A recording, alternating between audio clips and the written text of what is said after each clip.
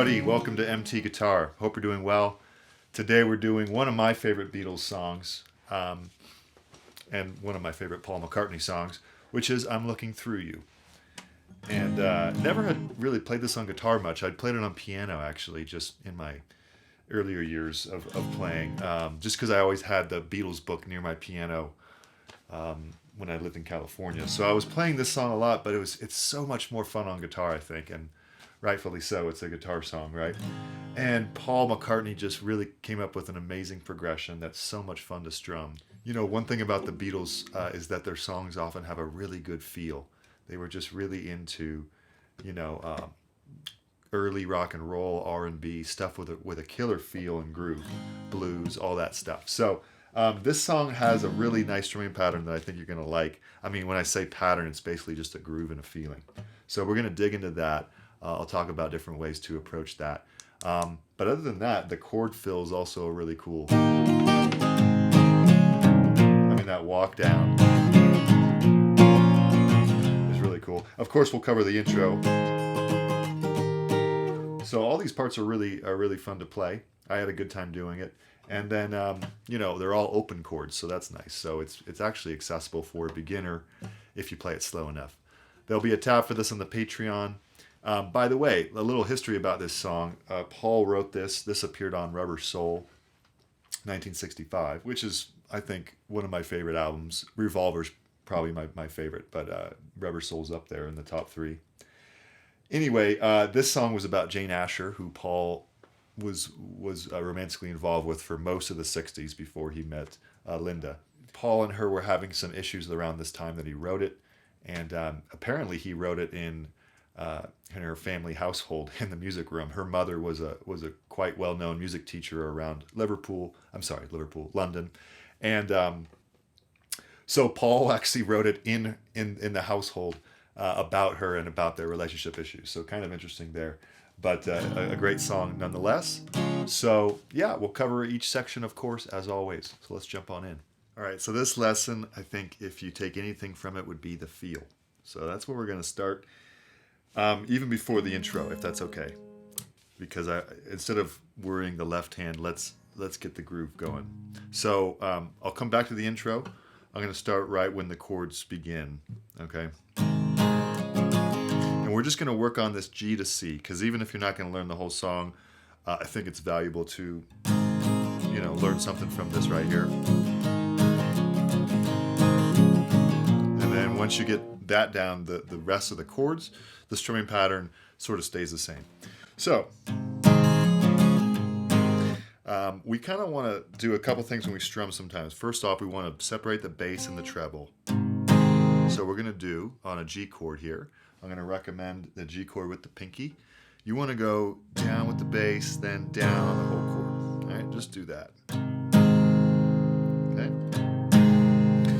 And this is going to be slightly swung. And then we're going to go C with the pinky still there. We're going to go down, up, down, again in a slight swing shuffle kind of feeling. All right, so let's do that. Bass, down. Okay, now you can add another up if you want at the end of that C. So it could go like this, bass, down, bass, bass, down, down, up if you want. But we don't want to do that every time necessarily, so it's like once in a while. So let's do it with it. Sometimes you don't want to do it though. You might just want to go. It just kind of depends. So I would say that's a variation. All right, once you have that down, bass, down, down, up, down. You're now emphasizing the bass on the downbeat, a strong backbeat, and then this is kind of a filler to fill out the rest of the bar, and that kind of continues.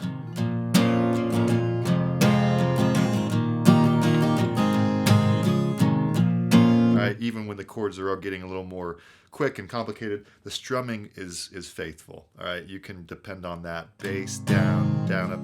Bass down, down, up, down. Okay, so now let's get back to the intro, and then we'll go through all the chords. So hopefully that was helpful about how to get this groove going. And now this pattern's a slightly different. Okay, so we're going to go to with the capo, by the way, first fret, we're going to go to 7th, no, not 7th, 8th and 7th fret here, 1st and 2nd strings.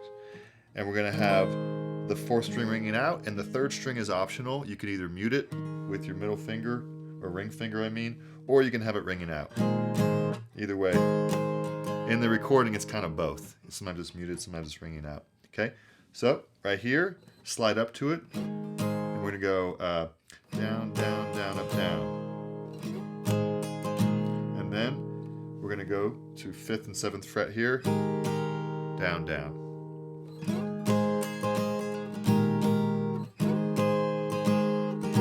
You can add a couple more strums like down, down, down, up, down, down, down. Okay, one more time.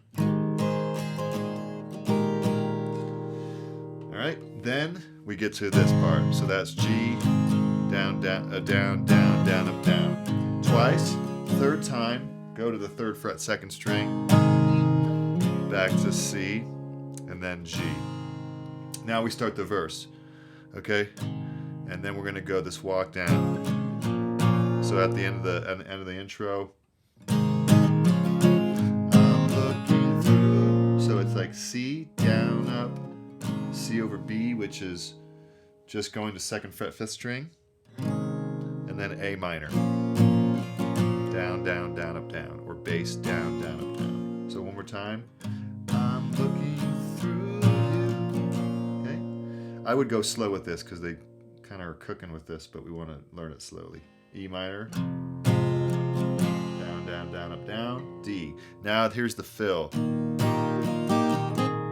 So down 2nd fret on the 1st string, open 2nd, 3rd fret. Okay.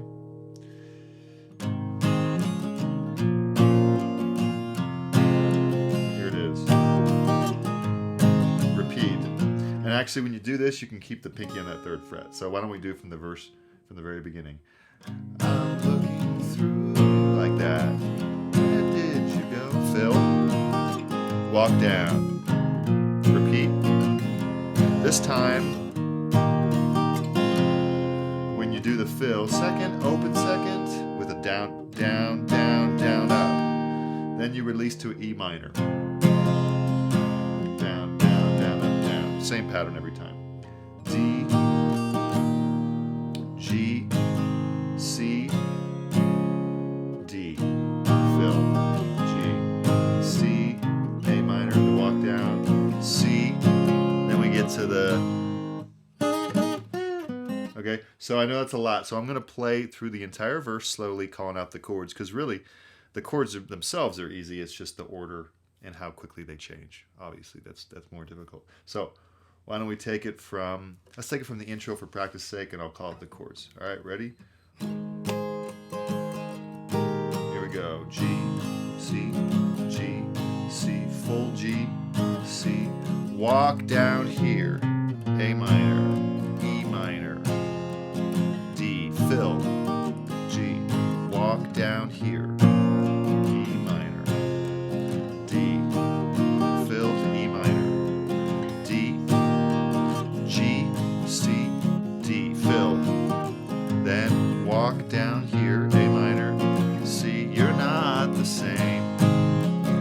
Now, if you were just keep strumming, you would just go G to C for the interlude, and the song repeats, and that's literally the entire song. What we want to cover now is the 2 guitar fills and the organ fill. It's super cool.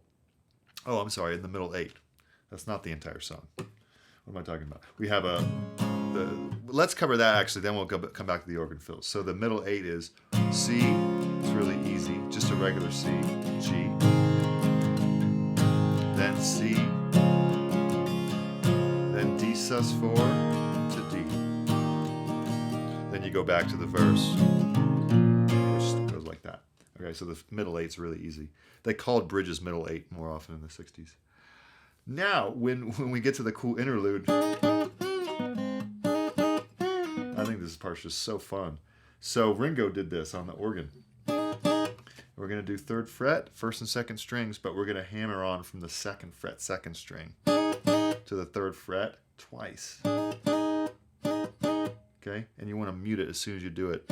Imagine just a drummer just pounding an organ. Yeah, that's what we want. That's the vibe we want.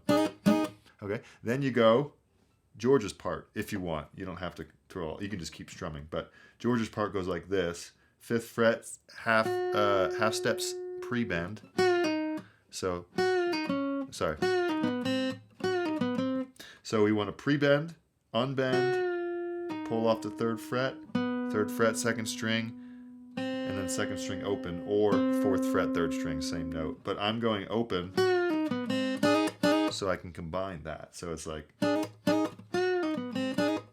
so I have time to do it. But if you're not combining it, you could just go totally, probably more natural that, but to do that. But you can also go open to give yourself time for that. The only other part that I wanted to teach for George's parts was the middle 8. Not treat me right. He goes just like 5th fret, 4th string twice. And he does a couple other parts, but the main part is George doesn't really play a lot in this song. And then Ringo just does that. So you can throw that in as a fun little interlude because it's a great part of the song. But that's the song. Again, bass down, down, up, down, bass down, down, up, down, up. Those are your 2 variations for how the groove. You want to think about just strong backbeat. So that's my final parting words is you want to bounce. 1, 2, 3, 4, 1, 2, 3, 4, 1, 2, 3, and 4, and 2, 3, 4, 1, 2, 3, and 4, and 1, 2. You want to feel that 2 and 4 strongly with this. And I think once you do that, the chords are pretty easy. It's just kind of moving quickly. So work it slow, work it with that nice heavy backbeat, and enjoy.